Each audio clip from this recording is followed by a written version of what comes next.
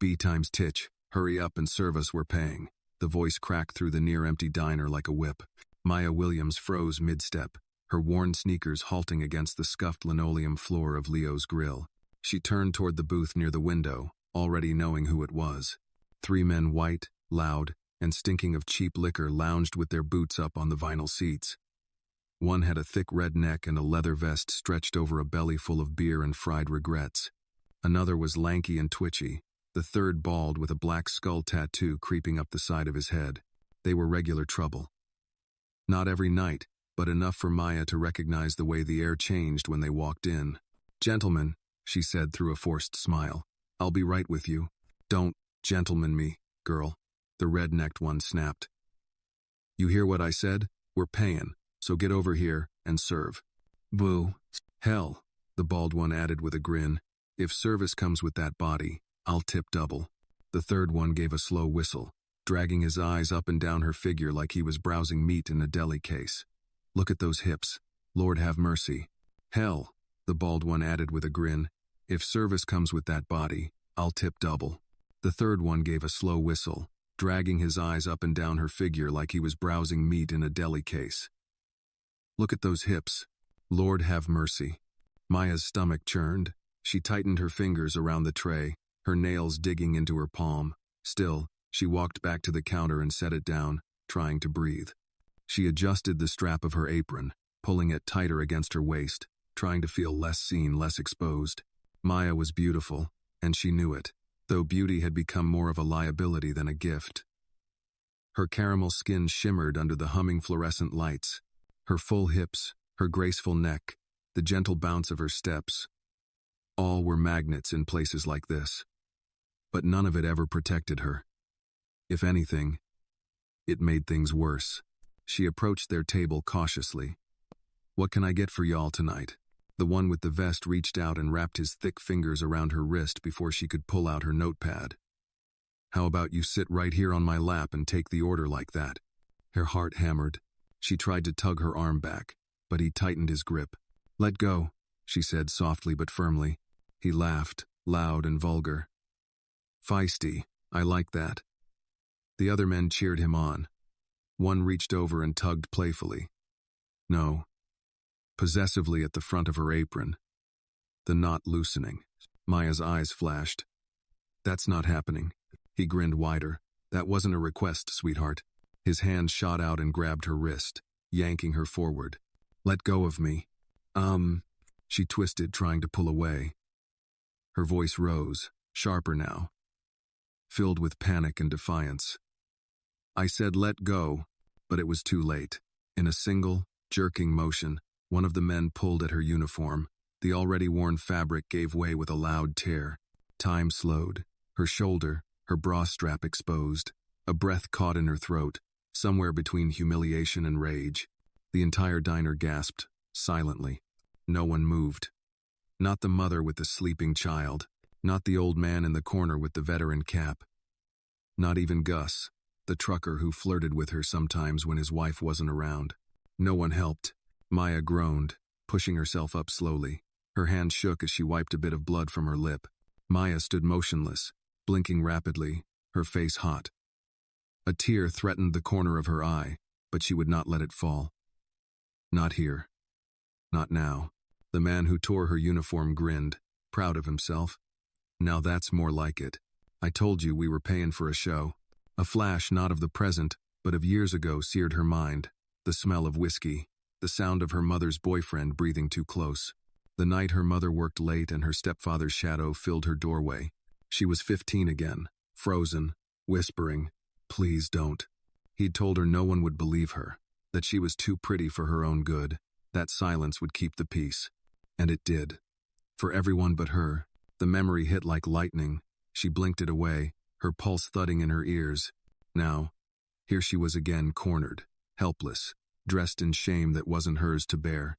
Maya turned her head. 4 men entered. The one in front was older, maybe 50, with a silver-streaked beard and a deep scar running from his cheek to his jaw. His name stitched in fading thread on his cut read Jack Ironjaw Reeves. He scanned the room once. His eyes landed on Maya's torn shirt, trembling, and then on the men who'd done it. His face didn't change, but something cold rippled through the air. "You might want to let go of the lady," Jack said, voice low and steady. The red-faced thug laughed. "Who the hell are you supposed to be? Her daddy?" Jack took one deliberate step closer. "She's working. You're acting like trash." "I don't like trash." Behind him, the other bikers spread out silently. One leaned against the counter, another near the jukebox, a wall of calm menace. The bald man sneered, trying to hide the tremor in his hand. "Old man, you're gonna regret sticking your nose in."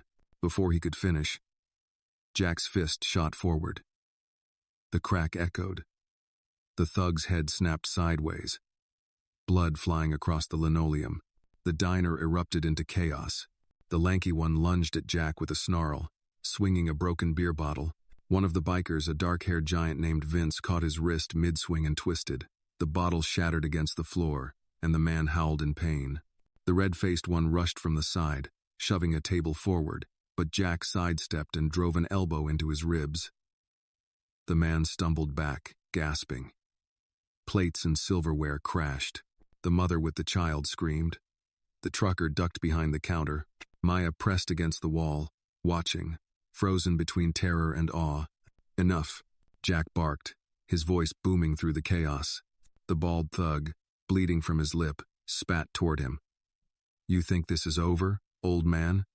You think you can humiliate me?" Jack's eyes narrowed. "You already did that yourself." The bald man growled, clutching his side. "You'll pay for this." Jack took a step forward, boots echoing. "Maybe, but not tonight." The three thugs exchanged looks, then bolted toward the door, staggering into the rain. Their curses were drowned by the thunder. Silence filled the diner again. Coffee dripped from the overturned pot. Someone exhaled shakily. Jack turned back to Maya. His tone softened, the edge gone. "You okay, sweetheart?" Her lips parted, but no words came. Tears finally fell hot, uninvited. She nodded once. Her voice cracked. "Thank you." Jack nodded, as if accepting her gratitude but not needing it. No one should ever take that kind of disrespect. Not on my watch. He turned to his crew. "Vince, Nate, Ray, let's get some coffee." They moved to a corner booth, calm again, like nothing had happened. Maya stood there, still clutching the torn edge of her uniform. Her heart pounded. The smell of rain and coffee filled the air. When she finally brought their drinks, her hands were still trembling. Jack looked up, his scar catching the light. "You did good, kid," he said softly. "You stood up before we walked in." Her breath hitched, and look what it got me. He smiled faintly. "Sometimes standing up just means you didn't fall alone." Outside, lightning flashed. Inside, for the first time in a long while, Maya felt safe. Maya stood at the service counter, watching the four bikers quietly sip their coffee. The chaos from earlier still hung in the air like the scent of smoke after a fire, sharp, lingering, unforgettable. She touched the edge of her torn shirt again, tugging her cardigan tighter over her exposed shoulder. Her fingers trembled, not from cold, but from the adrenaline that still hadn't left her body. She could feel bruises blooming across her ribs where she hit the floor. The soreness already setting in. The weight of what had just happened was beginning to land, not just the assault, but what came after. Someone had defended her. For the first time in years, someone had stepped in. She took a breath, walked over to the register, and reached beneath the counter for the small first aid kit. She didn't cry, not anymore. That part of her had dried up a long time ago. Behind her, the sound of a chair scraping signaled someone approaching. She turned slowly to find Jack Ironjaw, Reeves standing a few feet away. He wasn't a big man in the usual sense, but he carried weight, the kind people feel in their chest before they feel it in their ears. "You sure you're all right?" he asked, his voice lower now, gentler. "I've been worse," Maya said with a tight shrug. "You should see some of my Mondays." Jack didn't smile.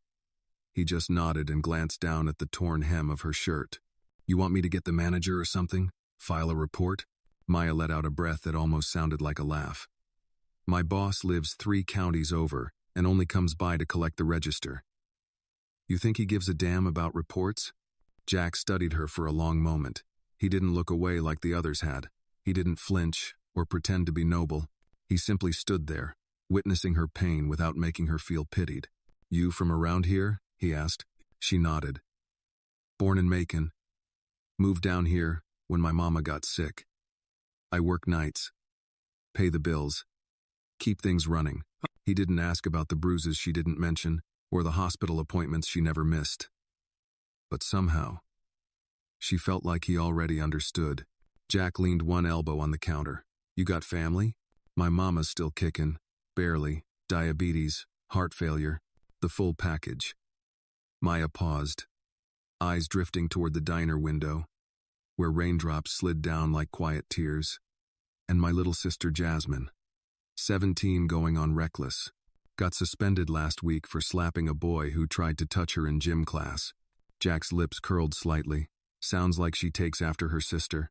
I hope not, Maya said under her breath, the words heavier than they sounded. She's still got a shot at getting out of this. Jack's eyes narrowed, thoughtful. And you don't? Maya met his gaze. I made my bed a long time ago, Mr. Reeves. He didn't answer.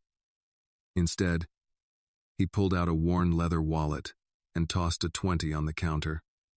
For the coffee, and for the silence.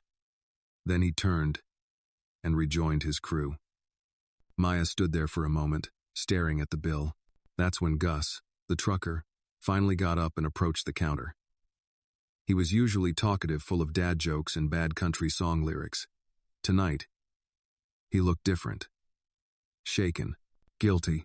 I should have done something, Maya, he muttered. I saw what they did to you. Hell, we all did. Maya didn't look up. But you didn't. He nodded, shame washing over his weathered face. I was scared. I ain't proud of it. She sighed. Then finally looked at him. Gus. Next time. Don't be. He nodded once more, slid a $5 bill across the counter, and returned to his booth. The bikers finished their coffee and rose in unison, as if they were part of one muscle, one thought.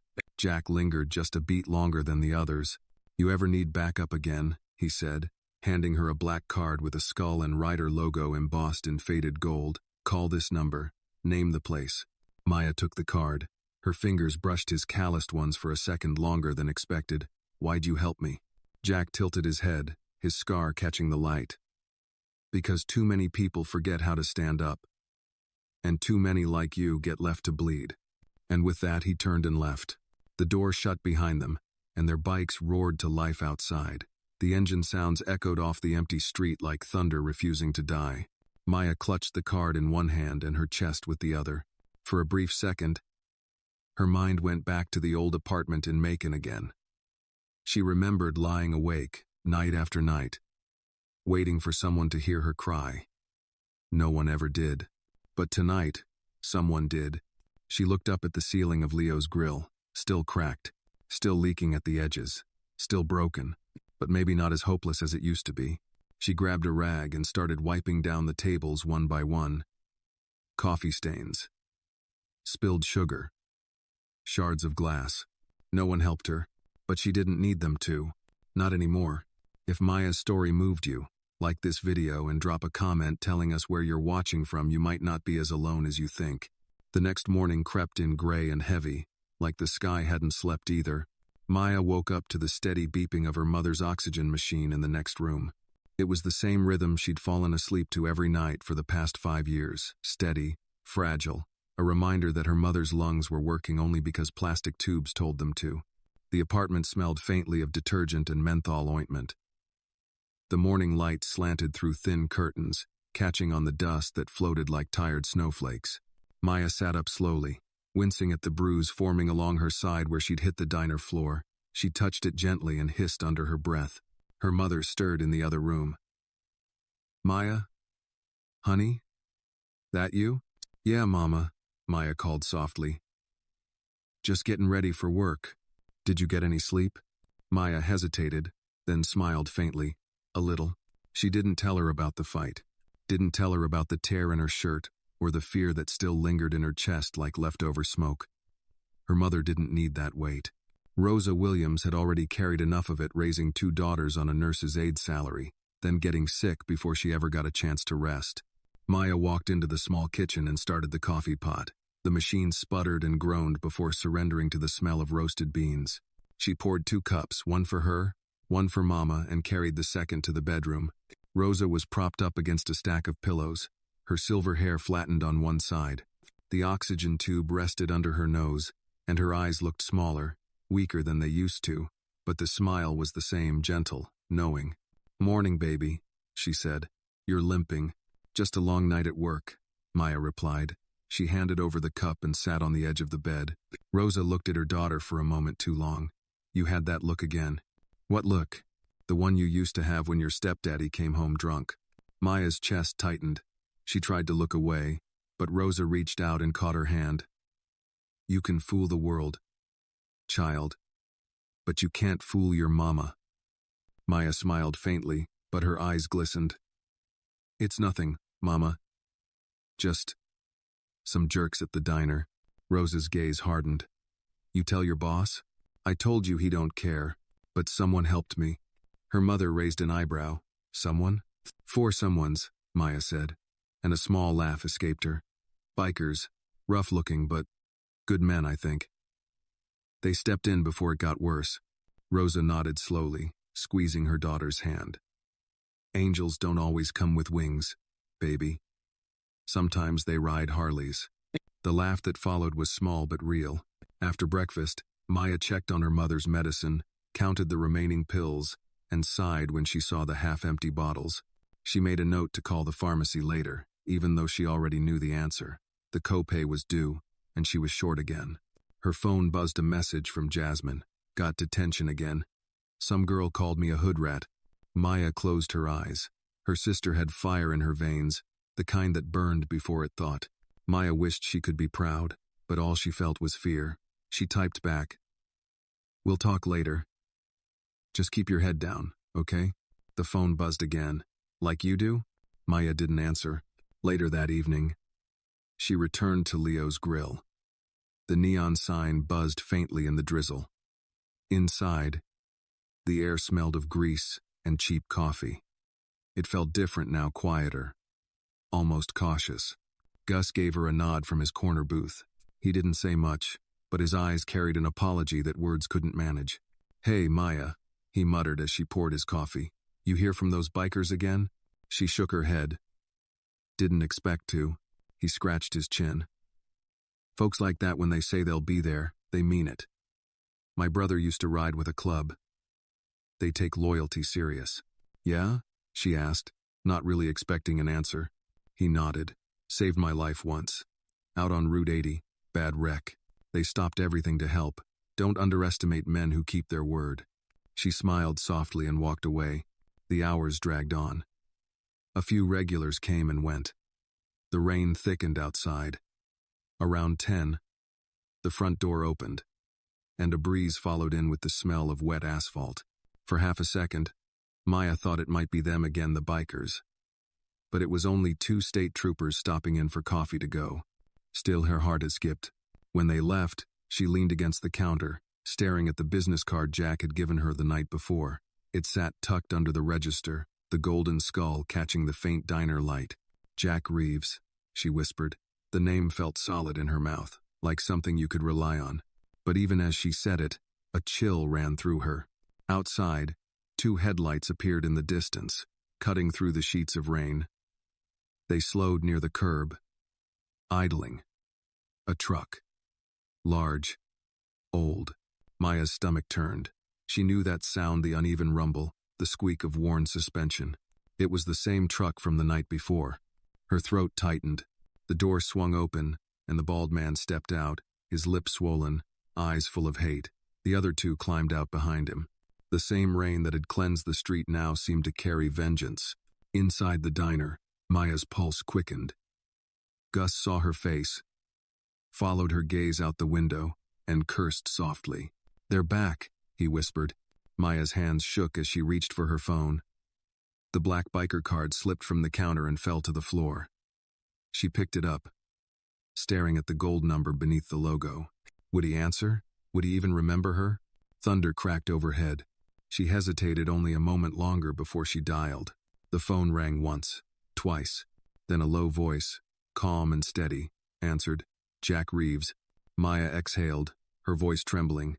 "It's me, Maya, from Leo's grill. A pause. Then his voice sharpened, alert. You in trouble? She looked toward the door. The first thug was already pushing it open, rain dripping off his jacket, fury burning in his eyes. Yeah, she whispered. They came back. The diner's door creaked open, the bell above it trembling with the wind.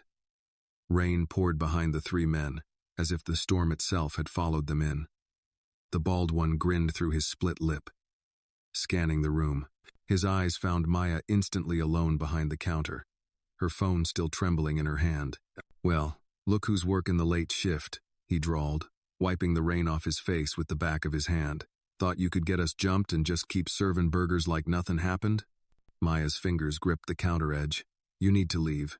He laughed, low and slow. Or what? You gonna call your biker boyfriend? Behind her, Gus stood up. He wasn't a fighter, just a 60-year-old trucker with arthritic hands, but he took a step forward anyway. You boys had your fun last night. Get lost before someone gets hurt again. The thug turned, smirking. You think you scare me, old man? Before Gus could answer, the door banged again, this time with a force that made everyone jump. The sound of engines filled the street outside. Heavy, mean, familiar. Maya felt it before she saw them. The vibration through the floor. The steady growl of machines hungry for justice. Then they appeared, 4 black motorcycles cutting through the rain like sharks in water. Headlights blazed white in the darkness. The bald man's smirk faltered. Jack Ironjaw. Reeves stepped through the doorway, water dripping from his leather jacket. His crew followed close behind Vince, Nate, and Ray, faces set, eyes sharp. The air in Leo's grill changed again, thick with something alive and dangerous. Jack's voice came quiet, almost calm. I told you to walk away. The bald man spat blood on the tile. You should have stayed gone, old man. Jack took a single step forward. You brought this on yourself. The thug lunged first, fist flying. Jack caught it midair, twisted, and drove an elbow into his chest. The sound of bone meeting bone echoed like thunder. The man doubled over, gasping for air, but one of his friends rushed in from behind, swinging a beer bottle. It shattered against Jack's shoulder, glass scattering across the floor. Vince moved fast, tackling the man to the ground. Chairs fell, the jukebox sparked, and people screamed. Maya ducked behind the counter, her heart pounding so hard it drowned the rain. Jack's voice cut through the noise. Nobody touches the girl. Nobody. Knee. The third thug grabbed a steak knife from a table and slashed wildly, catching Ray's arm. Blood darkened the biker's sleeve. Ray didn't flinch. He grabbed the man by the collar and slammed him into a booth. Maya peeked over the counter, trembling. The bald man staggered up again, grabbing a metal coffee pot. You think you're heroes? He shouted. You think anyone's gonna thank you? Jack turned, blood streaked across his jaw. I don't need thanks. Oh. He stepped forward and, with one clean swing, sent the man sprawling into the counter. The pot rolled across the floor, spinning, clattering, stopping by Maya's feet. For a moment, everything froze. The only sound was the rain hammering the windows. Then, slowly, the thugs backed toward the door. One of them grabbed the bald man's arm, dragging him up. This ain't over, the bald one wheezed, blood dripping from his mouth. We'll find you, old man. You and your pet waitress. Oh. Jack wiped his hand on a napkin. You already did your worst. Now crawl out before I make you stay. They stumbled out into the storm. Defeated. Their truck roared to life, tires screeching as it sped into the night. Silence filled the diner again. Someone's phone buzzed. Someone else sobbed quietly in a booth. Jack turned to Maya. You all right? She nodded shakily. Yeah. I just didn't think you'd come back. Jack tilted his head, rain dripping from his hair. Told you I don't like unfinished business. Vince, nursing a split lip, chuckled. You got good instincts, boss. Jack ignored him and walked to the counter. He reached into his jacket and pulled out a small folded envelope. For the damages, he said, setting it down beside her. And for the coffee. Maya looked at it, confused. You don't have to. I know, Jack interrupted, but I'm doing it anyway. Her voice softened. Why me? You don't even know me. Oh, Jack looked at her for a long moment. I know what it's like to scream and have nobody hear you. Something broke inside her then. She swallowed hard, tears burning her eyes. Thank you, she whispered. He gave a small nod and turned toward the door. Keep that number, he said. You'll know when to use it.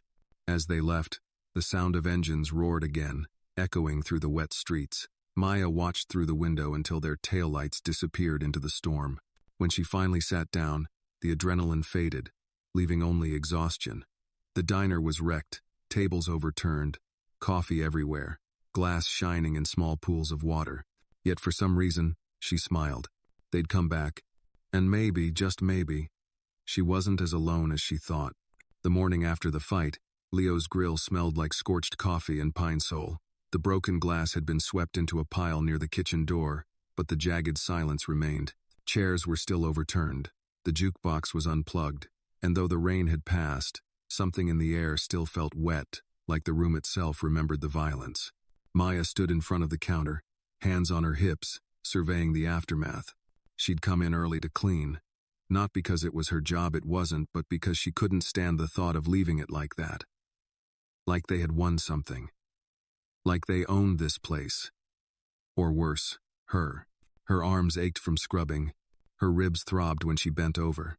The bruise along her side had turned a deep plum color, spreading its fingers like spilled ink. But she didn't flinch, didn't complain. She just worked. The bell over the door jingled lightly. For a moment, Maya's heart jumped. Her eyes shot to the entrance. Already bracing, but it wasn't a threat. It was Mr. Daniels, the health inspector. Morning, he muttered, removing his hat. His eyes moved across the scene, the chaos still visible in the layout, even after 2 hours of effort. Heard about the, incident. Maya wiped her hands on a towel. Yeah, got a little messy last night. He sniffed the air. Any customers hurt? No, sir, just some busted egos. He nodded. We'll let it go this time, but you should log it officially. Cops didn't file a report. She raised an eyebrow. You saying I should? I'm saying, he paused, his gaze direct. You got a right to be heard. Just 'cause you cleaned it up doesn't mean it didn't happen. Maya nodded slowly. After he left, she lingered near the register, staring down at the black card Jack had given her. She turned it over in her hand again and again like it might speak to her. The golden skull glinted in the sunlight streaming through the diner's windows. The bell rang again. This time it was Jasmine. Her sister breezed in wearing a thrift store hoodie 3 sizes too big, and jeans with holes so big they'd ceased being ironic. She looked around, raised a brow, then gave Maya a lopsided smirk. Damn, place looks like a tornado meta-brawl. Maya smiled faintly. You're not wrong. Jasmine plopped into a booth, pulling out a bag of hot fries from her pocket and munching like it was the most normal thing in the world. You get kicked out of school again? Maya asked, wiping the counter near her. Detention. Again, Jasmine said through a mouthful of chips. Told you, that girl said some slick stuff. I don't care if she's white, purple, or plaid, she doesn't get to call me a hood rat and walk away clean. Maya sat across from her, hands folded. You ever think about walking away instead? She asked. Jasmine rolled her eyes. You sound like Mama. Good, Maya said. She's smarter than both of us. Ho. They sat in silence for a minute, just chewing and listening to the hum of the old ceiling fan overhead. You okay? Jasmine asked finally. Maya hesitated. No. Jasmine looked up sharply. But I'm gonna be, Maya said. Her sister blinked, surprised. Maya rarely admitted weakness. It was always, I'm fine, or, don't worry about me. This was new. What happened here? Jasmine asked. Maya told her. Not everything, but enough. Enough to make Jasmine's mouth go tight, her knuckles white around the chip bag. They touched you? She whispered. They tried. Jasmine stared at her for a long time. And? Maya smiled. Let's just say they won't be back anytime soon. Her sister exhaled, the tension slowly bleeding out of her shoulders. Good. They were quiet again. The silence between them wasn't awkward, it was inherited. The kind of silence that fills a room where people have learned not to speak too loudly about pain. After a while, Jasmine said, So who were the guys? The bikers? Maya shrugged. Don't know much. Jack's the leader. Older, serious, scar on his cheek. Real quiet, but he showed up. Twice. Jasmine grinned. Sounds like a movie. Felt like one. They both laughed then. Not because it was funny, but because it felt good. And sometimes, that's the only reason you need. Later that day, after Jasmine had gone, Maya sat alone in the booth near the window. The sun was high now, and the sky finally clear. The streets sparkled, as if the storm had polished the whole town overnight. She took a pen and a piece of receipt paper and started writing, almost without thinking. Things I want that I don't say out loud. 1. For Mama to get better. 2. For Jasmine to stop fighting everyone. 3. To not be afraid. 4. To dance again. Woo. To own something that no one can take from me. She folded the list and tucked it into her apron pocket. Maybe one day she'd do something with it, maybe not. Then she stood, poured herself a fresh cup of coffee, and walked to the front door. Outside, the wind was warm for once. A few leaves blew across the sidewalk, swirling like tiny dancers. Across the street, a group of teenagers on skateboards hooted as they flew down the hill. A church bell chimed from somewhere in the distance, and Maya smiled. Not because the pain was gone, it wasn't, but because for the first time in a long time, the weight of silence didn't feel like it was crushing her. It felt like it was finally starting to lift. The next night, Leo's grill was nearly empty again. That suited Maya just fine. After everything that had happened, quiet was a luxury. The regulars came and went without much fuss. Gus nodded at her when he walked in, and didn't even attempt a joke, just a solemn, respectful tip of his hat before sliding into his usual booth. By 9 p.m., only one table remained, an elderly couple sipping decaf and splitting a slice of cherry pie. Maya stood behind the counter, polishing a clean glass just to keep her hands busy. Her ribs still ached if she turned too fast. Every time she bent to reach the lower shelf, she caught herself wincing, reminding her that last night wasn't a dream. The door creaked open, and for a moment her body tensed, but it was just an older man with thick glasses and a veteran's cap. He nodded at her gently and sat without a word. She relaxed, grateful for the calm. Still, she found herself glancing at the door every few minutes, as if expecting someone to return. Maya poured herself a small cup of coffee and stepped into the back kitchen to escape the stillness of the floor. The kitchen smelled of fryer oil and disinfectant, like it always did. She leaned against the counter and took a slow sip, eyes drifting up toward the rusted ceiling vent that buzzed on and off with no pattern.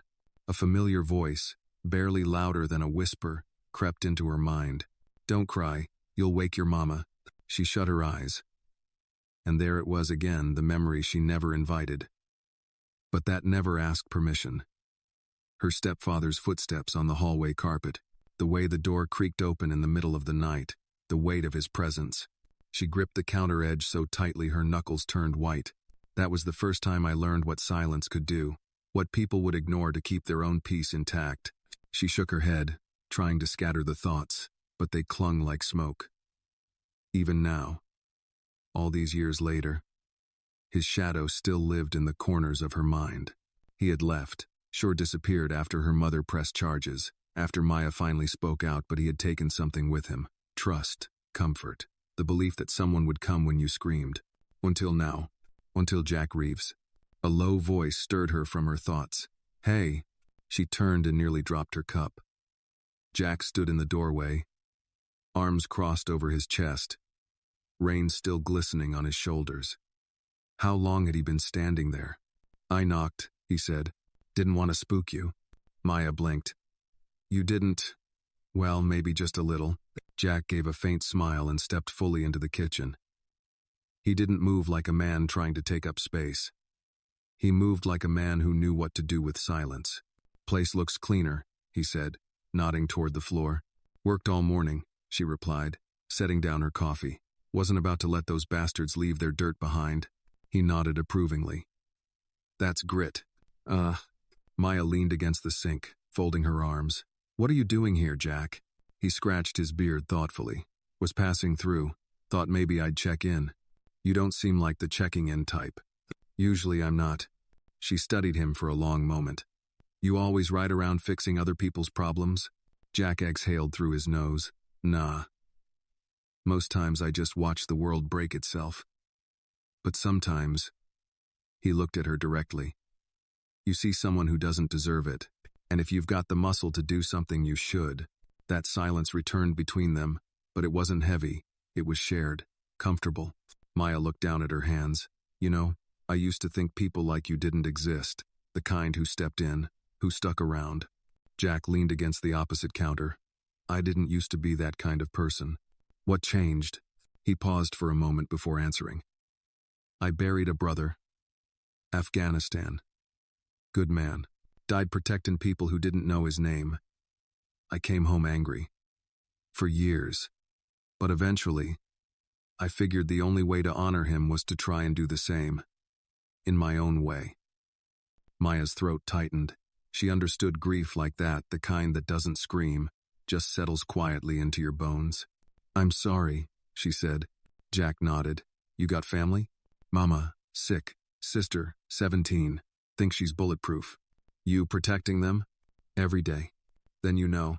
No. Maya looked up. Met his eyes.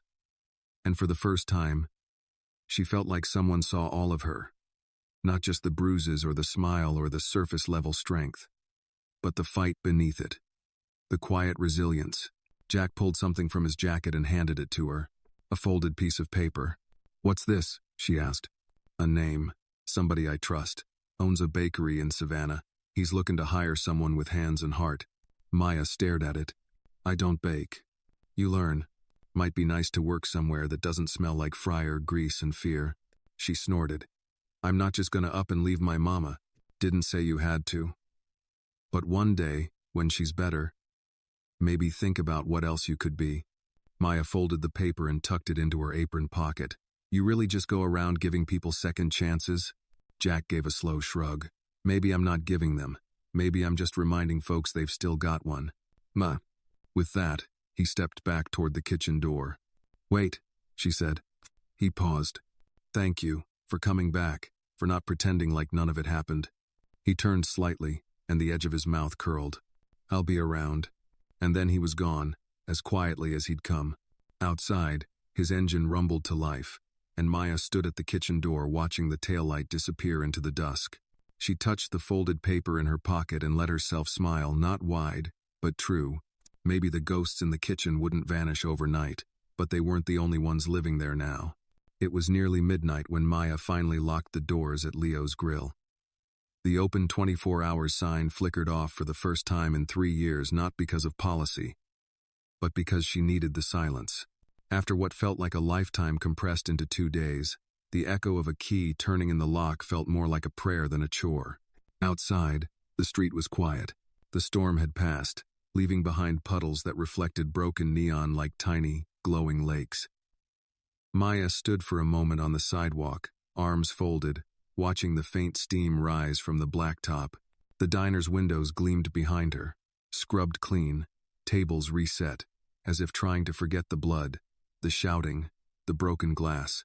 But Maya remembered. She stepped back inside, turning off the overheads one by one until only the warm, amber lights over the corner booths remained. Her footsteps echoed gently as she walked past each table. Salt shakers, napkin holders, ketchup bottles, every detail exactly where it was supposed to be. Except now, everything had changed. She made her way to the last booth by the window. It had become hers in a way none of the other booths had. It was where she'd sat after the first fight. Where Jasmine had curled up with her hoodie pulled tight. Where Jack had handed her a paper with a future folded inside it. She slid into the booth slowly, wincing as her ribs reminded her of their bruises. She placed a notebook on the table, spiral-bound. Corners bent from years of being shoved into drawers. It had started as a journal in high school, then became a grocery list keeper, then a forgotten object at the back of a cabinet. Now, it was something else. She opened to a blank page and wrote across the top, "What it means to stay." She stared at the words, then underlined, "Stay 3 times." Because leaving was easy to fantasize about, but staying took courage. She began to write, "You stay when your mother's breath is uneven. and her medicine costs more than your rent. You stay when your little sister thinks every hallway is a battlefield. You stay when men call you names and treat your dignity like a punchline.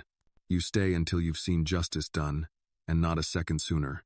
She paused, tapped the pen against the table, and exhaled slowly. The silence was thick, but it didn't scare her, not like it used to. From her apron, she pulled out the card again, black, embossed with gold, the name Jack Reeves still catching light like it was alive. She didn't need to call him. Not tonight. But knowing she could was its own kind of safety. A knock at the front window made her jump. Her eyes snapped to the glass. It was Vince the biker with the quiet eyes and the permanent 5 o'clock shadow. He stood under the flickering streetlight with a paper bag in hand, his other hand raised in a small wave. Maya unlocked the door and opened it cautiously. "Hey," he said, grinning. "Didn't want to spook you. Jack said you like cherry pie." She blinked, almost laughing. "I do." He handed her the bag. "Brought one from Marie's out in Dalton. Best crust in Georgia." "Why?" He shrugged. "You looked like you needed a win." Maya stood there, caught off guard by the simple kindness. "You want to come in? Coffee's old, but it's warm." "Nah," he said. "Didn't come to stay. Just wanted you to know we're still around. Not just when there's a fight." She nodded. "That means more than you think." He tipped his head and started back toward his bike. "Tell Jack we're square now." "I will." He started the engine, but turned once more. "And Maya, you don't owe the world your silence. Ever." Then he was gone.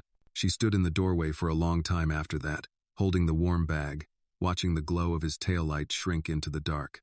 When she returned to her booth, she set the pie down and poured herself a cup of coffee. She sliced the pie slowly, savoring the smell, tart cherries, flaky crust, a hint of almond in the filling. She took one bite and cried, not because of the pain, not even because of the kindness, but because it had been so long since something had tasted like hope. She wiped her tears with the back of her hand, picked up her pen, and kept writing. Not about what hurt, but about what healed. Because even though the world had tried to break her in that diner, she was still sitting in her booth, beneath her light, with a pen in her hand and syrup on her lips. And that mattered. Sunday morning crept in with quiet dignity. No rain, no thunder, just the sun sliding slowly across the kitchen linoleum of Maya's apartment, warming everything it touched like it had been sent to remind her that life, no matter how hard, keeps moving. Her mother, Rosa, was already awake, sitting at the kitchen table in her worn floral robe and fuzzy slippers, breathing through the oxygen tube with slow, even rhythm. A gospel station played softly on the radio, Mahalia Jackson's voice drifting through the room like sunlight itself. "Smells like syrup," Rosa said, her voice light but tired. Maya turned from the stovetop, spatula in hand. "That's because it is. I'm making French toast." Rosa raised an eyebrow. "Since when do we eat like queens on a Sunday?" Maya smirked. "Since someone brought me cherry pie last night and reminded me what flavor feels like." She set a plate in front of her mama, 2 slices of golden toast, dusted with cinnamon, with warm syrup pooling around the edges. She even added a strawberry she'd saved from the day before. Rosa looked at it like it was a jewel. "Well, I'm not complaining, long as you're not trying to soften me up before bad news." Maya sat across from her, sipping from a chipped coffee mug. "No bad news today, Mama." There was a silence between them, but it wasn't empty. It was full of old things, shared things, the kind of silence only mothers and daughters understood. "You've been quiet these past few days," Rosa said finally. "Not in the mouth, but in the soul." Maya set down her coffee. "Things got bad at the diner. Some men came in, mean ones. They tried to hurt me. Again." Rosa's fork paused midway to her mouth. "Again?" Maya nodded slowly. "Like before. But this time, somebody stopped them." Rosa's eyes narrowed. "Somebody?" "A man. A group of bikers, actually. They were kind, protective." Rosa let out a breath and leaned back in her chair. "Funny. This world keeps telling us to be scared of the leather-wearing types. And here they are, showing up like guardians in the night." Maya smiled. "Jack Reeves is the leader. He's got this quiet way about him. And a scar that says he's seen more than he'll ever tell." Rosa tilted her head. "And he's got you sitting here talking about him over breakfast. That's something."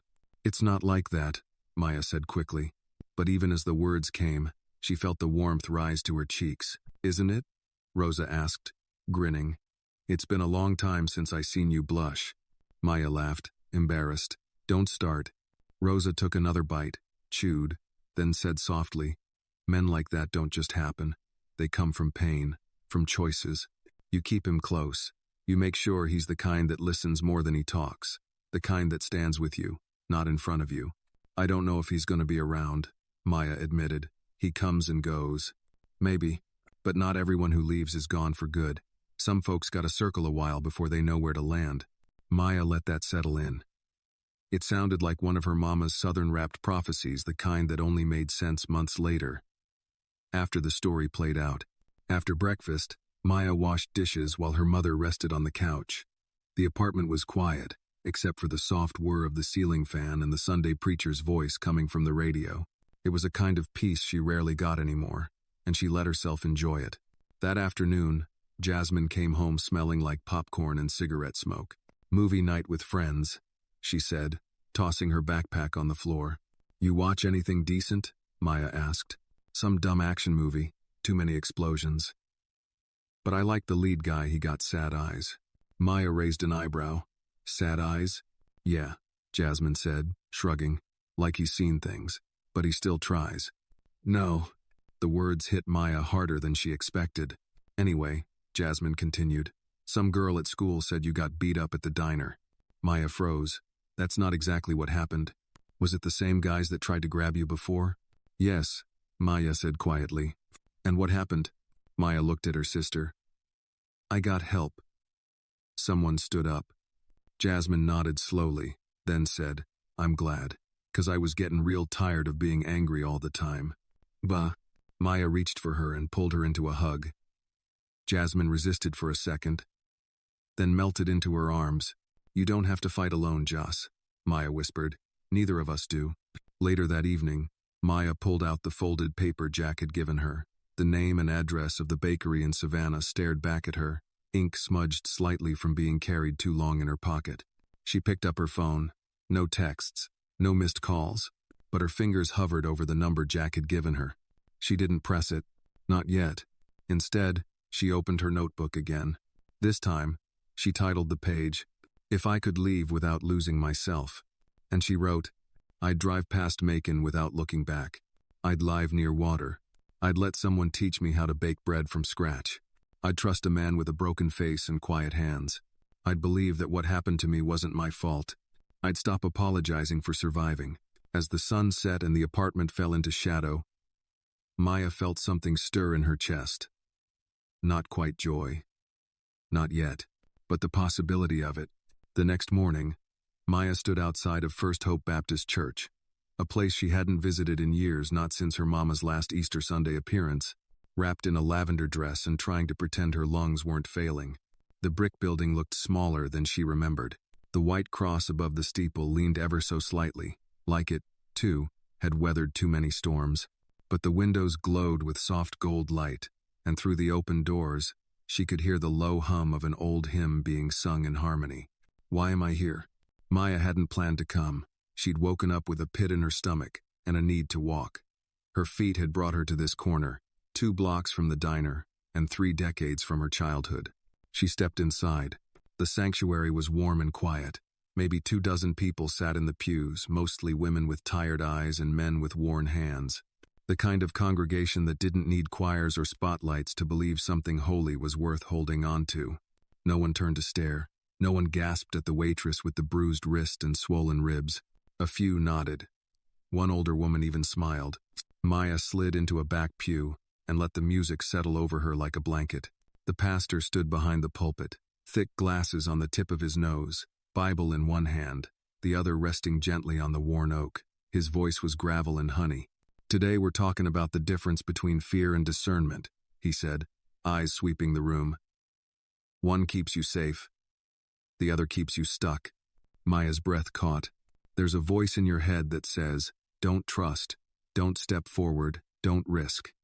That voice knows you've been hurt. That voice wants to protect you. But it don't know the whole story. God does.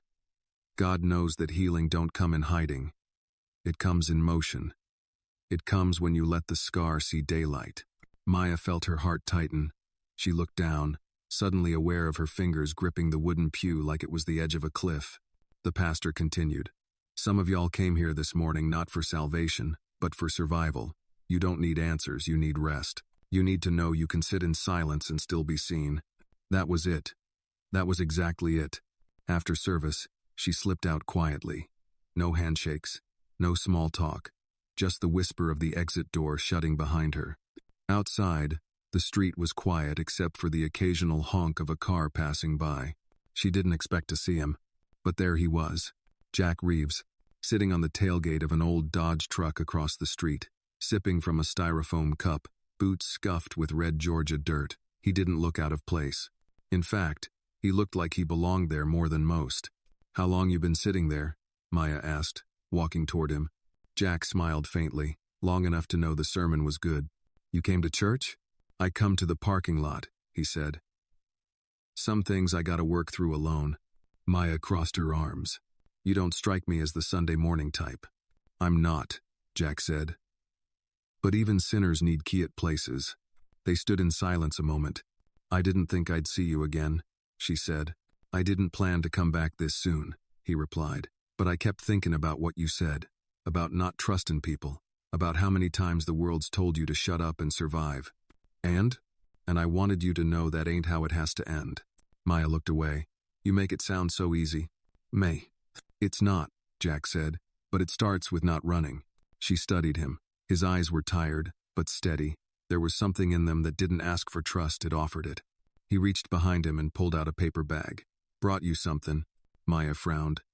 If that's more pie, I'm gonna start thinking you're bribing me. He laughed. Nope, this time, it's cornbread. From Mama Lou's, still warm.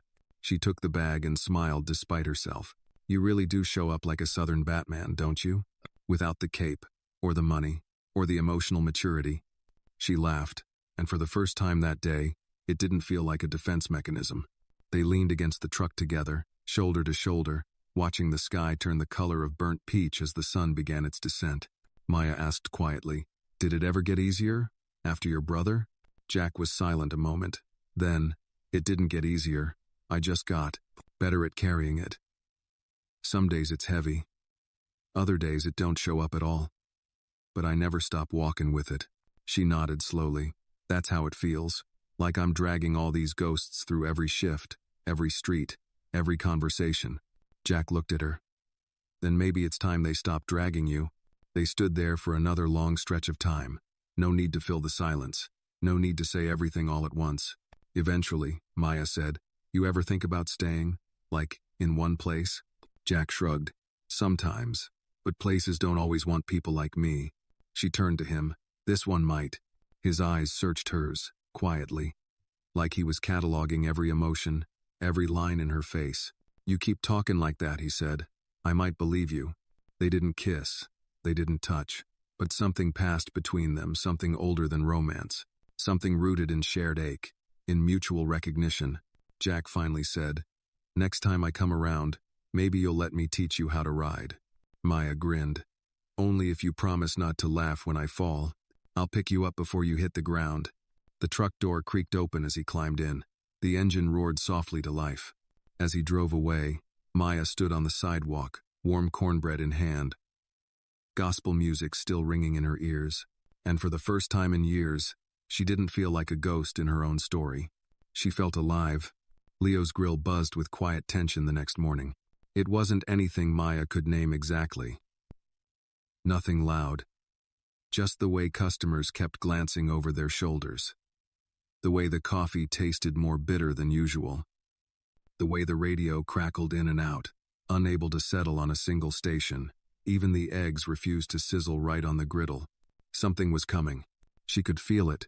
Maya wiped down the counter, eyes darting toward the door every few seconds. She'd felt this feeling before when she was 12 and her stepfather's truck pulled into the driveway early.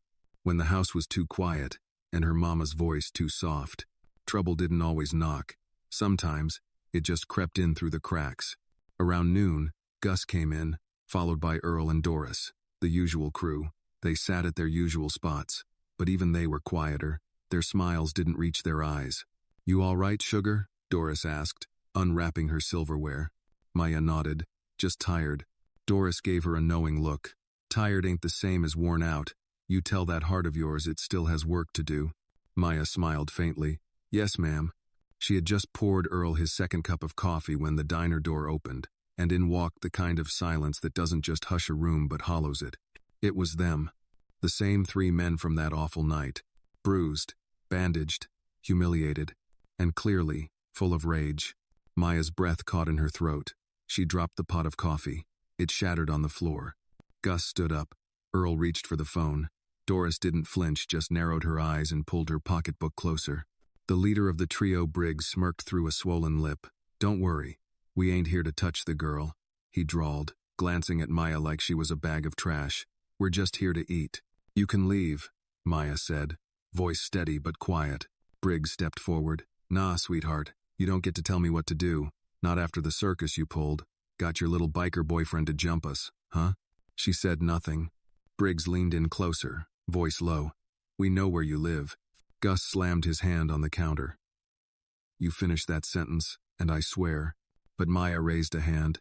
She didn't want a war. Not here. Not with customers present. Not with her hands still shaking. You're not welcome here, she said firmly now. Get out. Briggs smirked wider. What are you gonna do? Call the cops? They didn't care last time. He wasn't wrong. That's what chilled her blood more than anything. And then, a sound. Engines. Low. Rumbling. Several of them. The kind of sound that didn't belong to just one man.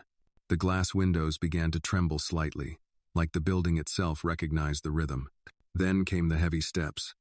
Leather boots. Chains clinking. The scent of motor oil and asphalt. The Iron Saints had arrived. Jack stepped in first. His presence wasn't loud, it was final. Behind him came Vince, Flaco, and 2 more Maya didn't know. All of them wore the same cut. Black leather with a crimson skull and wings. Briggs's face twitched. His swagger faltered. Jack didn't even glance at him.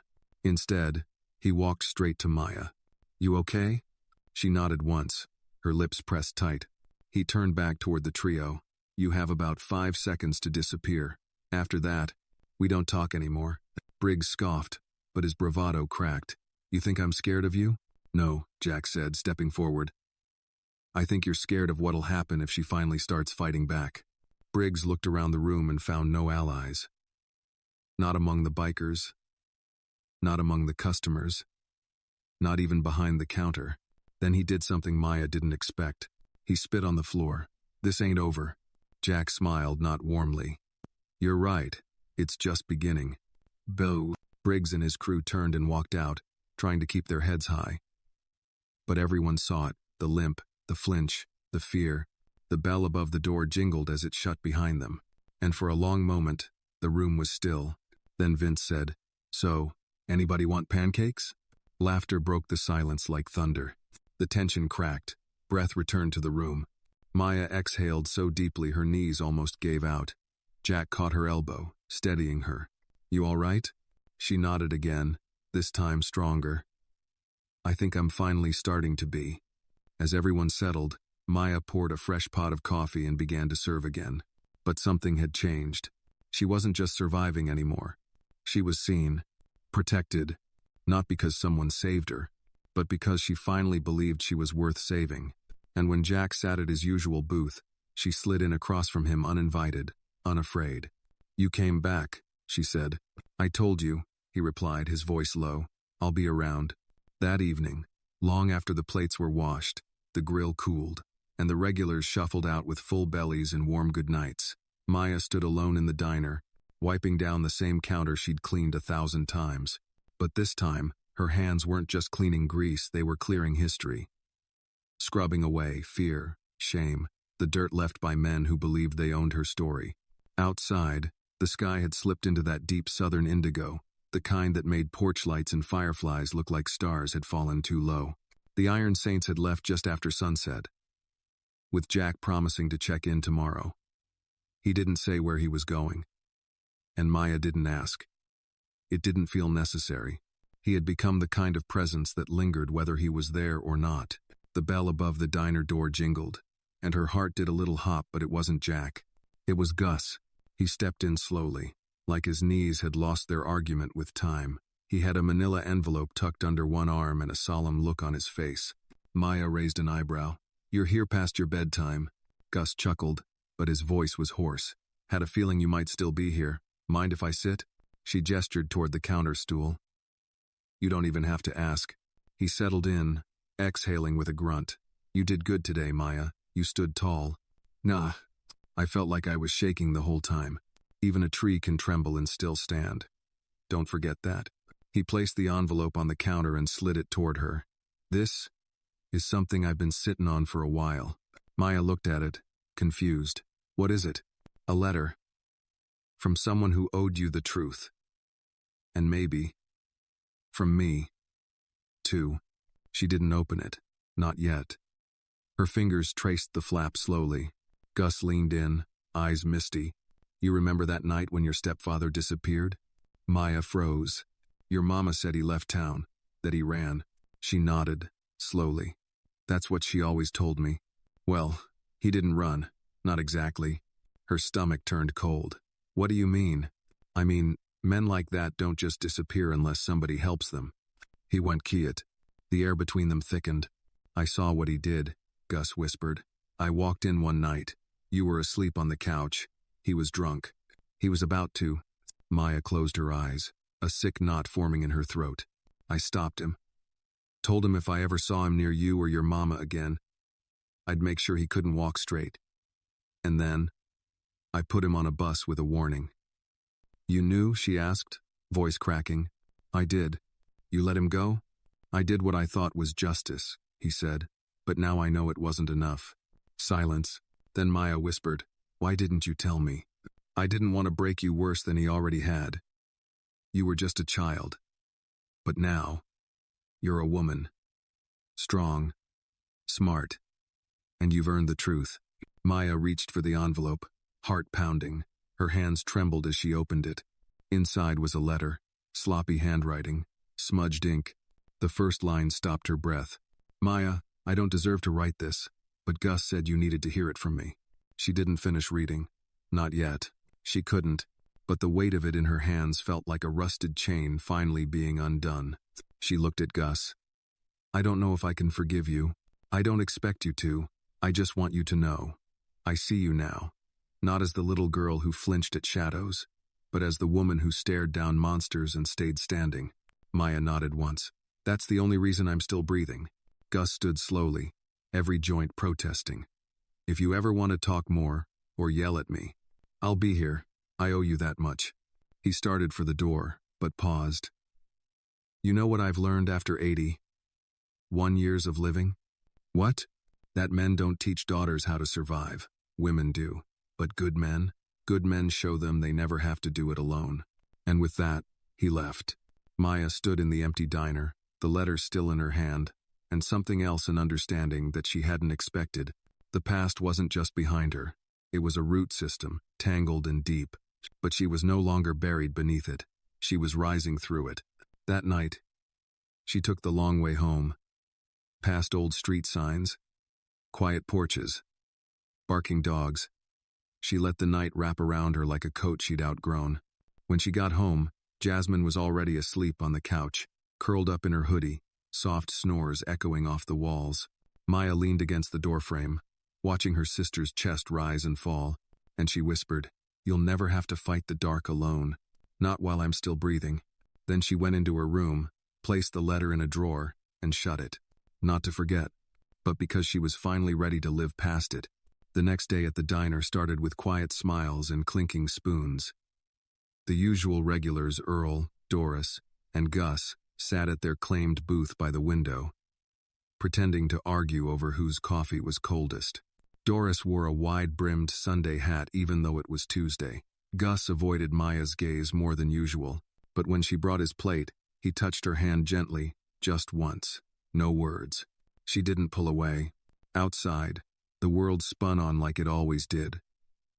But inside Maya's chest, things had shifted slowly, like tectonic plates under the skin. She had slept through the night. No dreams. No jolting awake with clenched fists. Just rest, deep and quiet. It was the first time in years. But peace doesn't come free. The bell above the door jingled. Maya turned, expecting another regular. Instead, it was two men in suits. They weren't police, no badges, but the kind of clean-cut, pressed-shirt men who moved like they didn't need permission. The taller one looked like he'd never blinked in his life. The shorter one held a leather notebook, already opened, pen at the ready. "Maya Williams?" the tall one asked, his voice as dry as paper. She nodded slowly. "Who's asking?" The shorter one flashed a card. "We're from the Georgia Civil Claims Office. We're investigating an incident involving a man named Gerald Briggs." "Herr Stomachzank," the tall one continued. "Mr. Briggs has filed an official complaint against you and your place of employment, claiming physical assault and emotional trauma." Maya blinked. "He what?" "He alleges that your actions, and those of a man named Jack Reeves, resulted in substantial injuries and damages to his reputation." Doris scoffed from the booth. That bastard's reputation didn't even have walls to fall down from. Maya's mouth was dry. "Are you charging me with something?" The man shook his head. "No, ma'am, but a civil suit is pending. You may want to retain counsel." They handed her a stack of paperwork. Too many pages. Legal print that buzzed in her eyes. "If you have any questions," the shorter man said, "there's a number on the back." And just like that, they left. The door closed behind them with a soft click. The diner was quiet again, but not the same kind of quiet. This one felt like the moment before a storm.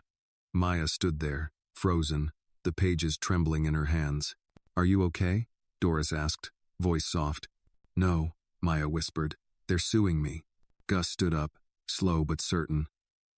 "Then they'll have to sue all of us." She looked at him, confused. "You think we're gonna let this slide?" Doris added. "We saw what happened. We felt it. Ain't no court in this state that's gonna side with that snake." "But lawyers cost money," Maya said, her voice cracking. "I don't have money." Earl cleared his throat. "Well, funny thing about community, we don't always need banks. Sometimes we just need chairs and casseroles and people who say, 'I'll show up.'" "I don't want to be a burden," she said. "Too late," Doris grinned. "We've already decided you're one of ours." Tears stung Maya's eyes, but she wiped them quickly. "What about Jack? He's the one who stepped in." "He's already on the radar," Gus said, "but he's not the target. You are." "Why me?" "Because you stood up," he said simply, "and because you're the one they didn't expect to fight back." She looked down at the papers again.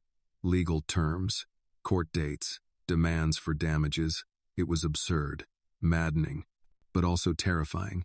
Later that day, Maya sat in her booth with the black notebook open. Her pen hovered above the page. The cost of being seen. They don't just punish you for speaking, they punish you for being believed. They don't sue you because you hurt them. They sue you because they lost control. And control, to men like that, is holy.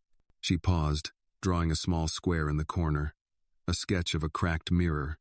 Then she flipped the page and started again. That night, Jack returned. He didn't knock. He didn't call. He just appeared at the diner as she was mopping the floor, like he'd felt the storm from miles away. "Got your text," he said. "Didn't think they'd come at you this way." Maya leaned on the mop. "They're suing me, Jack, for assault, for defamation, for ruining his name." Jack nodded slowly, jaw clenched. "They're poking the bear. Trying to bait us. Is it working?" "It's getting close." She met his eyes. "I don't have the money for a lawyer." "You won't need one." "Embo." She raised an eyebrow. "Oh?" He pulled a folded piece of paper from his jacket. "Meet Amanda Keller. Civil rights attorney. Former Marine. Loves bourbon. And hates bullies. She's doing this pro bono." Maya stared at the name. "Why?" "Because she knows the game. And she hates when cowards use the law to hide behind." Silence settled between them, heavy and thick. Finally, Maya asked, "Why are you doing this, Jack?" He looked at her, something sharp but kind in his eyes. "Because someone once stood between me and the fire, and now it's my turn." She swallowed. "You're not responsible for me." "I know," he said, "but I choose to be."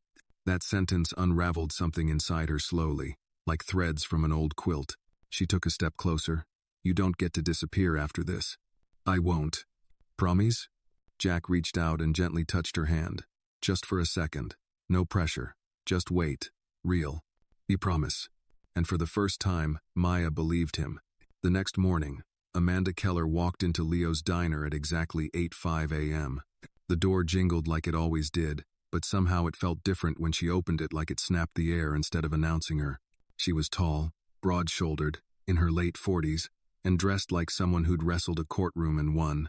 Dark blazer, clean boots, hair pulled back so tight it didn't dare disobey. A scar ran across her left cheekbone, faint but present like a war medal that needed no explanation. She didn't smile, didn't offer greetings. She just walked straight to Maya's booth, dropped a leather folder on the table, and sat down. "You're Maya Williams," she said. Maya blinked, barely halfway through her first coffee. "That's right. I'm your attorney, and we've got work to do." Jack stood nearby, arms crossed but relaxed. He gave Maya a nod. "You're in good hands." Amanda opened the folder. Gerald Briggs and his associates filed their civil suit in Macon County Court.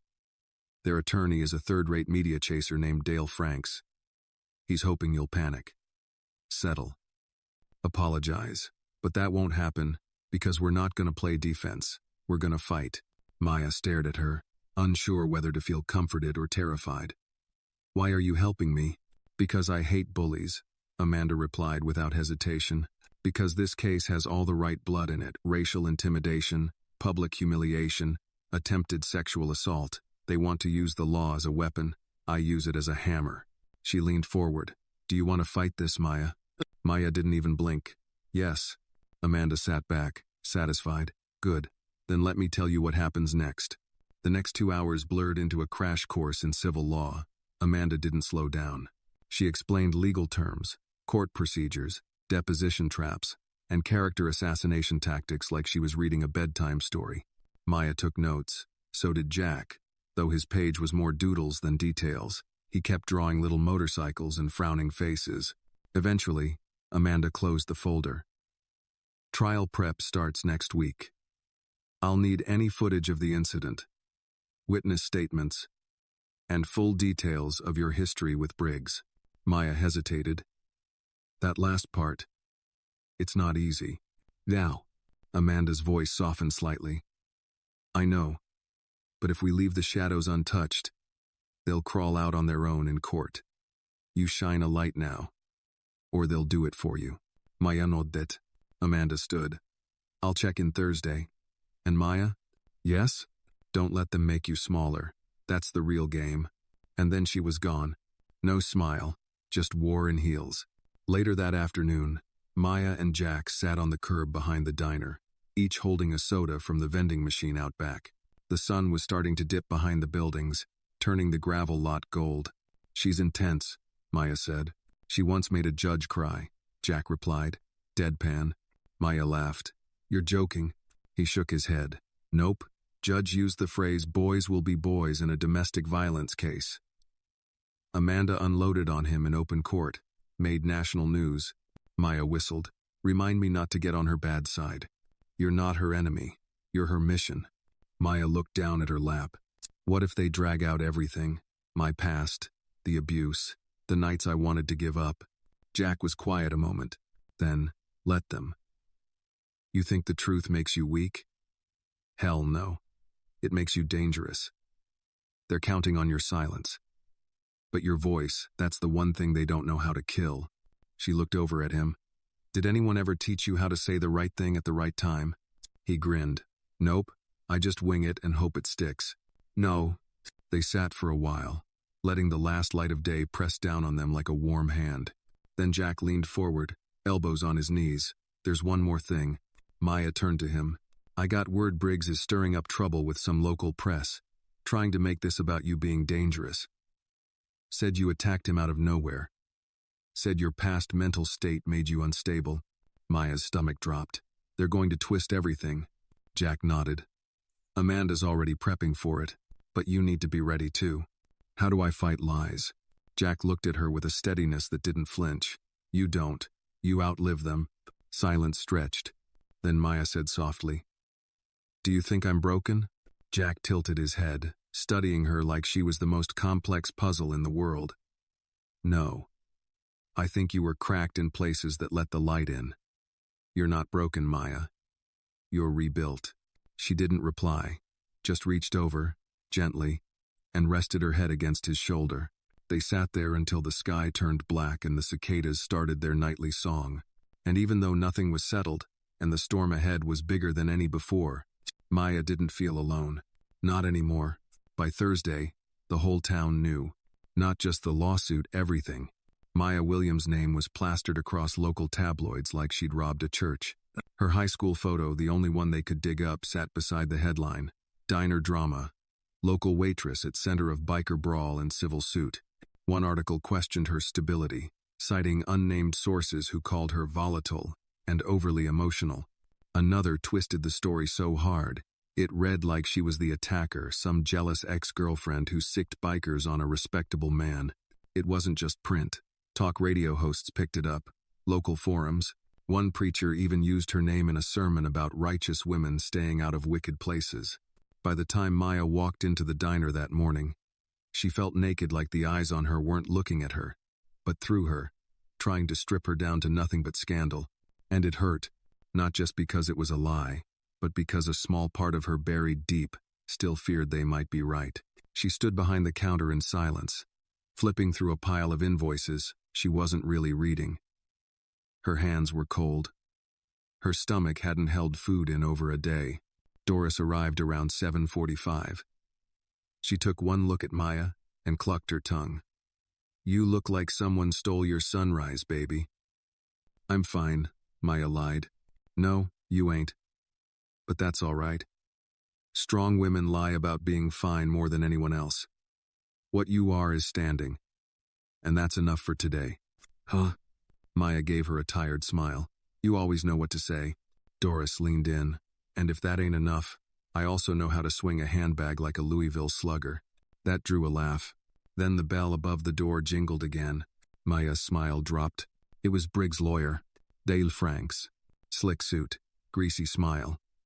The kind of man who wore too much cologne and believed it made up for everything else he lacked. He walked straight to the counter and slid a paper across it. This, he said smugly, is your last chance to settle. Maya didn't touch the paper. You're not supposed to talk to me without my attorney. Dale shrugged. Amanda's a bulldog. But lawsuits don't get one with bark. You want to drag this through the courts for a year? Fine. But by the time it's over, your reputation will be roadkill. Maya clenched her fists. My reputation's not what's on trial. He is. Dale smirked. You poor thing. Still think this is about justice. From behind him, a familiar voice cut through the tension like a blade. Funny thing about justice, it tends to bite harder the longer you run. Amanda Keller stood in the doorway, arms folded, eyes sharp enough to cut steel. Dale turned slowly. Well, if it isn't Lady Bulldog herself. Amanda didn't flinch. You've just violated 3 ethical guidelines and a restraining order. I hope you like depositions, Dale. Because I'm gonna bury you in them. Dale's smile faded. Amanda stepped closer. You have 30 seconds to leave this property before I file harassment charges. He left. Fast. Maya exhaled only once the door closed behind him. Amanda turned to her. They're scared. Doesn't feel like it. Good. That means you're still sane. But make no mistake, this kind of noise is desperation. They're trying to provoke you, humiliate you, wear you down so you make a mistake. What if I already have? Amanda placed a firm hand on Maya's shoulder. You didn't. You're still here. That's what matters. Later that night, Maya stood outside the diner alone, staring up at the sign. Leo's Grill. Est. 1963. She thought about all the people who'd come and gone through those doors. The fights, the laughter, the quiet coffees in the corner booth, the jukebox in the back that hadn't worked in a decade. The place had seen more truth than any courthouse. A deep voice broke her thoughts. You okay? Jack. He stood beside his bike, helmet under one arm, his brow furrowed like the sky might fall any second. I will be, Maya said. He walked up beside her, looking at the sign too. This place feels different now. Because I'm different. Jack nodded. You scared? Terrified. He looked at her. Good. Means you know what's at stake. She turned toward him.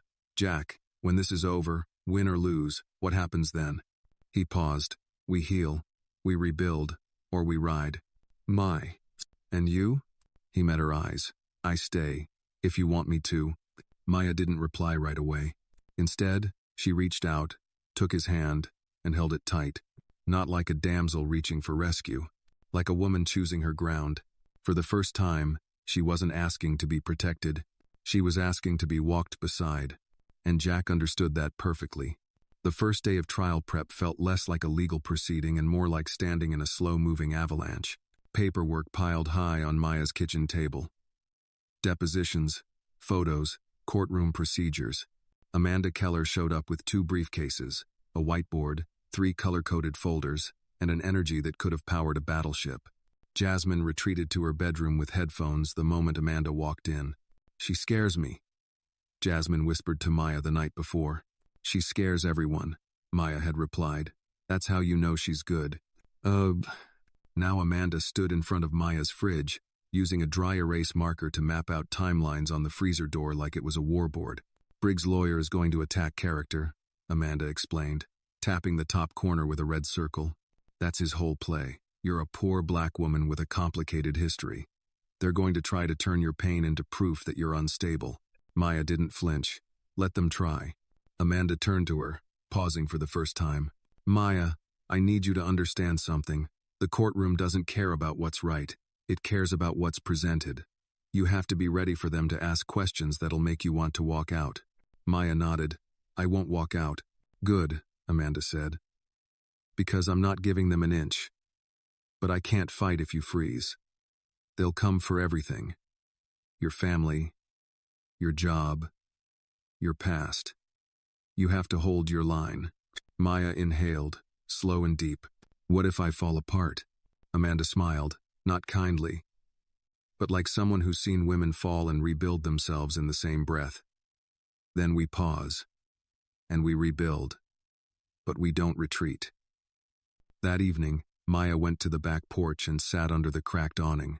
The air was thick late spring trying to become summer and everything smelled like hot pavement and magnolia.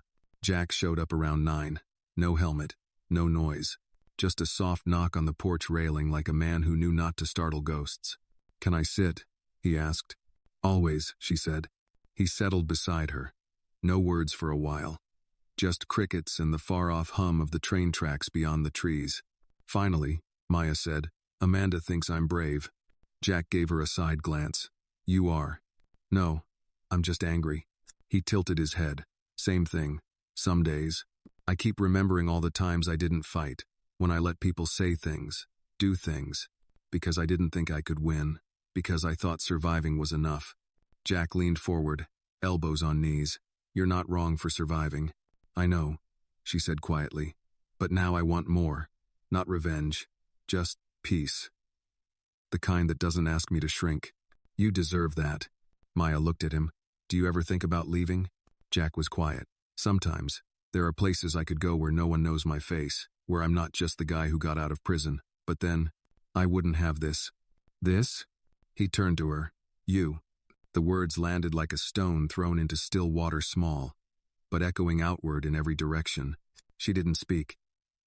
She just looked at him, the porch light flickering above them, casting soft shadows across his scarred face. And then she reached out and touched his hand slowly, deliberately, not with desperation, with choice. Jack held her hand like a man who knew how easily beauty could break. The next morning brought another surprise. A letter, no return address, just her name, scrawled in thick ink. Inside, a typed note, plain paper. You think the courtroom is where this ends? We haven't even started. Keep pushing, and we'll bring her into this. You know who we mean. S. Maya froze. Her heartbeat slowed until she could feel it behind her eyes. She folded the letter and tucked it into her apron. Later, she showed it to Amanda, who examined it with the precision of a sniper. This is what fear looks like when it's losing, Amanda said. You ready for them to play dirty? They already are. We'll get it on the record, and I'll request security at the courthouse. But Maya wasn't thinking about the courthouse. She was thinking about Jasmine, because she knew exactly who S was referring to. And if they laid one finger on her sister, she wouldn't need a courtroom. She'd burn the whole damn system to the ground. That night, Maya couldn't sleep. Not because of nerves, because she was planning. She sat in her room, notebook open, words flowing like blood. There comes a moment when silence isn't survival, it's surrender. I've survived long enough. Now I speak. And when I speak, I do it for every girl who was told to stay quiet. For every waitress who swallowed her pride. For every sister who learned how to fight in silence. This isn't just my story. It's theirs. And we're done whispering. Outside, thunder cracked in the distance. Storm's coming. And this time, she wasn't hiding. She was walking into it. The courthouse in Macon County looked like every small-town courthouse in America. Square, beige, sun-bleached, and tired. The American flag out front flapped lazily in the sticky Georgia breeze. Tourists passed it without a second glance, never knowing that justice creaked behind those walls, slow, heavy, and sometimes too late. But Maya Williams walked through its doors with her shoulders square, wearing a pressed blouse, a long navy skirt, and a silence sharp enough to cut glass. Her curls were pinned back tight. No jewelry, no lipstick. She wanted to look clean, controlled, untouchable. She didn't feel that way, not even close. Inside the courtroom, her palms were sweating. The air was cold, aggressively so. Amanda Keller stood beside her like a war general in heels. Jack sat behind them, second row, his arms crossed, eyes unmoving. He hadn't shaved that morning. She liked that. Briggs sat on the opposite side with his lawyer Dale Franks, smug and self-assured in his pinstripe suit. He wore a wrist brace, a neck collar, theatrics. Maya almost laughed. The judge entered. Everyone rose. Then Saturday, the trial began. Day one was opening statements. Amanda kept hers short. Honest. Clear. This case isn't about bikers. It isn't about bar fights. It's about a woman who said no, and what happened because of it. Franks followed with a performance fit for cable TV. He painted Briggs as a good old boy, provoked, embarrassed, victimized by an overreaction from a waitress with a troubled past. He used the words unstable, volatile, emotional. Maya stared at him and thought, say them louder. Coward. Say them like they're crimes. Day two brought witnesses. The waitress who worked the shift with Maya that night took the stand. A nervous woman in her 40s, voice trembling. She didn't start anything, she said, eyes on the floor. They grabbed her, pulled at her clothes. When she tried to get away, one of them shoved her. Amanda nodded. And what did Miss Williams do? She told them to stop, told them to leave. She didn't touch them until they wouldn't let go. Franks cross-examined with a snake's grin. You didn't physically see Miss Williams strike Mr. Briggs, correct? No, she admitted. You only saw her react. Yes. So technically, her word versus theirs. Amanda objected, sustained. But Maya saw the seed land. Truth didn't always win. It had to outlast the lies. Day 3, Amanda called Maya to the stand, and the room shifted. Maya sat with her back straight, hands in her lap. Amanda stood a few feet away. Miss Williams, she began, can you tell the court what happened that night? Maya breathed in, then spoke. They came in loud, drunk, laughing, the kind of laughing that makes your skin crawl. At first, it was just words. Then one grabbed my arm. Another touched my waist. When I told them to stop, they laughed harder. Her voice didn't shake. When I pulled away, one of them ripped my blouse. I told them to leave. No one helped. Not the manager. Not the customers. I was alone. Amanda asked, why didn't you call the police? I've called the police before. Once when I was 15. My stepfather touched me. They came, took a report, and left. He was back by dinner. So no, I didn't call. I didn't trust they'd come for me. Silence filled the room. Even the judge looked away. Amanda let the silence linger before asking, and when Jack Reeves intervened, what did you feel? Relief. For the first time in a long time, I didn't have to fight alone. Frank stood for the cross. Miss Williams, he said slowly, You've written about trauma in a private journal, yes? Yes. You've described moments of depression, rage, and correct me if I'm wrong, violent fantasies. Amanda objected. Judge called both lawyers forward, whispered discussion, then, sustained. Move on, Mr. Franks. But the damage was done. Maya could see it on the jurors' faces. Doubt. Amanda turned to Maya later, outside the courtroom. They're not judging what happened. They're judging how you survived it. I know, Maya said, but I'm not sorry. Amanda smiled. Don't be. Just don't lose your fire. That night, Maya lay awake again. The courthouse was behind her for the day, but the voices were louder than ever. Why were you working that job? Why didn't you leave? Why did you wear that skirt? Why didn't you scream louder? Why didn't you call the cops? The questions stabbed like knives dipped in shame, and then she remembered Amanda's voice. They're not judging what happened.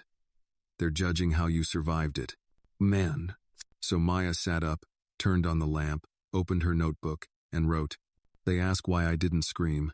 I did. But you called it attitude. You called it overreaction. You called it drama. Now you're calling it perjury. She slammed the notebook shut. Then she looked at the ceiling and whispered, I'm not going anywhere. She meant the trial. She meant the town. She meant this fight. By the fourth day of trial, the courtroom felt like a battlefield after too many skirmishes, tense, tired, and ready to bleed again. Maya sat in her seat, shoulders stiff, chin high. Jack hadn't missed a single day. Neither had Doris, who showed up each morning in a different wide-brimmed hat, like she was daring the devil to knock it off her head. Gus came with a notepad, scribbling things that probably didn't matter legally but made him feel part of the war. Amanda Keller stood at the prosecution table, calm as ever. Her voice was smooth, stone-polished, grounded. She didn't raise it unless the truth needed volume. The next witness was called Detective Hank Collins, retired. Broad frame, gray mustache, shirt too tight across his chest. He took the stand like he didn't want to be there, but not because of nerves, because of shame. Amanda approached him with a file in hand. Detective Collins, thank you for being here. He nodded once. Ma'am, you investigated Mr. Briggs 5 years ago. Is that correct? Yes. For what offense? Collins hesitated. Amanda leaned in, voice steady. Please speak clearly, Detective. Sexual misconduct. A waitress at a dive bar out near Route 84. Amanda raised an eyebrow. And what was the outcome of that investigation? Case was dropped. Victim stopped cooperating. Why? Because someone leaked her name, her address. She got threatened. She left town. Was that person ever identified? No. Amanda let the silence hang. Detective, in your opinion, did Mr. Briggs assault that woman? The defense lawyer jumped up. Objection. Speculation. Sustained. Amanda nodded. Withdrawn. She shifted gears. Did Mr. Briggs have a known pattern of behavior toward women in service positions? Collins cleared his throat. Yes. Multiple complaints. Never stuck. He always had money, connections. Amanda stepped back. No further questions. Franks rose like a man climbing into a coffin. Detective, were you ever disciplined for misconduct during your tenure? Collins didn't blink. Once. Misfiled evidence. 22 years ago. Isn't it possible your testimony today is part of a personal grudge against Mr. Briggs? No, Collins said, jaw tight. It's part of my conscience finally waking up. The courtroom murmured. Judge banged his gavel. Order. At recess, Maya sat alone in the courthouse hallway. The buzz of vending machines hummed behind her. People passed without looking. Jack appeared with 2 cups of coffee, sat beside her, passed her one. You okay? She nodded, sipping. It's strange. What is? How easy it is for people to forget you're real, that you have lungs, memories, that you bleed. Jack looked at her. You're not invisible now. She turned to him. No, now I'm on display, like an exhibit. Witness the angry black woman watch her cry, but not too much, or they'll say she's manipulating. He didn't argue, just listened. She stared down at her hands. Sometimes I wish I hadn't fought back. Jack's face darkened. Don't ever say that. I'm just tired. You're allowed to be, but tired is not the same as wrong. Back in the courtroom, the jury watched intently as Amanda presented the video. Security footage from the diner. Silent, grainy, but clear. Briggs leaning across the counter, grabbing Maya's arm. Another man trying to grope her from behind. The moment her shirt ripped. The shove. Maya staggering. Then Jack entering, fast, furious. The brawl. The bikers. The chaos. But no aggression from Maya. Not once. Only defense. The jurors leaned forward. One woman blinked hard, lips pressed tight. A man in the back shook his head slowly. Amanda paused the footage. "This," she said, "is what fear looks like. This is what being outnumbered looks like. This is what fighting back without violence looks like. And this is what happens when people like Maya Williams are punished not for their actions, but for their refusal to submit." Closing statements began the next day. Franks tried to spin his web one last time. She overreacted. She escalated. She has a history of emotional instability. The defendant could have walked away, but instead she chose violence. Amanda stood. Objection. Sustained. But the damage was old, dull. It didn't cut anymore. Then Amanda stepped up. No theatrics. Just truth. Maya Williams is not perfect. She carries scars. So do many of you. But being wounded does not make you dangerous. It makes you surviving. And sometimes, surviving means standing up. Sometimes surviving means saying no. This case isn't about violence. It's about silence. And whether we will continue to reward the men who break women open, then sue them for bleeding. Nah, she paused. Let that settle. Then walked back to her table. The judge gave his instructions. The jury was dismissed to deliberate. And Maya? She sat in that courtroom for another hour, unmoving, like stone, like someone who had finally said every word she'd buried for a lifetime. Later, in the hallway, Amanda approached her. "You did it." Maya shook her head. "We did it." Amanda smiled just slightly. "You ready for the verdict?" "No," Maya admitted, "but I'm not afraid of it anymore." They stood together, not speaking, watching the hallway fill with shadows as the sun dipped lower. In that space, truth had been spoken, and sometimes, that was enough to change everything. The jury took 6 hours. 6 hours that stretched like barbed wire across the soul. Maya didn't wait inside the courthouse. She couldn't. Instead, she sat on the front steps, the Georgia air hot against her skin, even as dusk rolled in like a slow, heavy fog. Every sound, the buzz of cicadas, the rustle of oak leaves, the tap of her foot on concrete felt louder than it should have been. Jack sat beside her, leaning forward with his arms draped over his knees. He didn't talk. He didn't touch her. He just stayed a steady presence while her mind cycled through every what-if it could conjure. Would they believe her? Would the truth matter? Would they choose justice? Or just keep the peace? Inside, Amanda paced the hallway like a caged wolf. Her phone buzzed. She glanced. It was a text from someone in the clerk's office. "They're coming back." She stepped onto the courthouse steps. "It's time." Maya stood slowly. Her knees ached not from the sitting, but from years of bending to survive. This time, she walked upright. The courtroom was still, the kind of stillness usually reserved for funerals or lightning strikes. The jury filed in. 12 strangers. One decision. The foreman, a middle-aged man in a faded green tie, stood with a folded paper in his hand. The judge nodded. "Has the jury reached a verdict?" "We have, Your Honor." He passed the paper to the bailiff to the judge. The judge read it silently, then looked at Maya. A pause. Then, "In the matter of Briggs v. Williams, we, the jury, find in favor of the defendant." Gasps. Silence. And then, Maya breathed. Not the shallow, careful breath of survival. A full breath, like someone who had been underwater for years and had finally broken the surface. Jack exhaled, his hand brushing hers gently. Amanda smiled, small and victorious. "It's done." Briggs stood, red-faced, sputtering. "This is a joke." "She attacked me." The judge banged the gavel. "Mr. Briggs, you are out of order." Briggs' lawyer tried to calm him, but it was too late. He stormed out of the courtroom, slamming the doors behind him like a child denied dessert. Nobody chased him. Nobody followed. His power left with him. Outside, the crowd had grown.